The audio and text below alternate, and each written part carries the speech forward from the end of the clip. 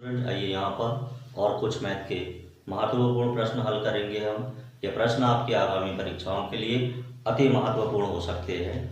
और देखते हैं पहला प्रश्न क्या कह रहा है। पहला प्रश्न कह रहा है 8 की घात 3x प्लस 1 बराबर 2 की घात 16, तो x का मान क्या होगा ये पूछा जा रहा है। तो देखिए प्रश्न में हमें दिया गया है 8 की घात 3x प्लस 1 और बराबर में दिया जा रहा है 2 की घात 16। स्टूडेंट्स यहाँ पर हमें x का मान पूछा जा रहा है, तो सबसे पहले हम देख सकते हैं यहाँ आधार 2 है, तो हम किस तरह से यहाँ पर भी आधार 2 बना दें।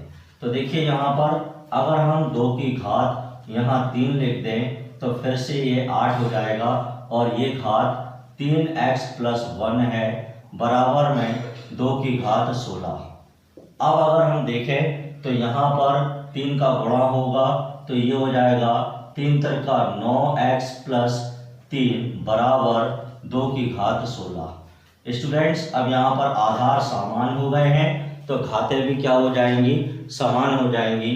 तो हमने लिख दिया 9x प्लस 3 बराबर 16।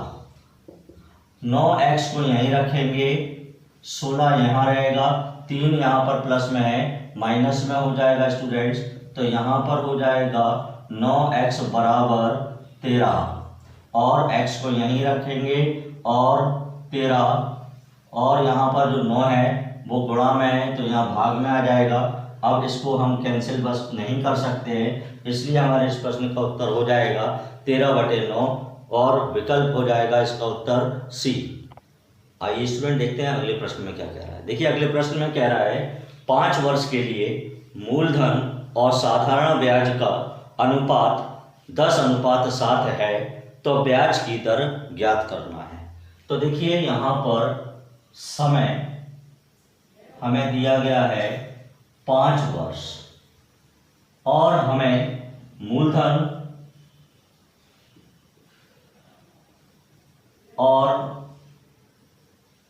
साधारण ब्याज या ब्याज का अनुपात दे रहा है 10:7। मतलब मूलधन की वैल्यू जो है वो 10 है और जो ब्याज है ब्याज की वैल्यू है 7। तो कुछ नहीं करना है, हमें ब्याज की जगह ब्याज रख दिया 7 बराबर मूलधन होता है तो मूलधन है 10, समय हमें दिया गया है 5, दर निकालना है x हो गया बटे 100।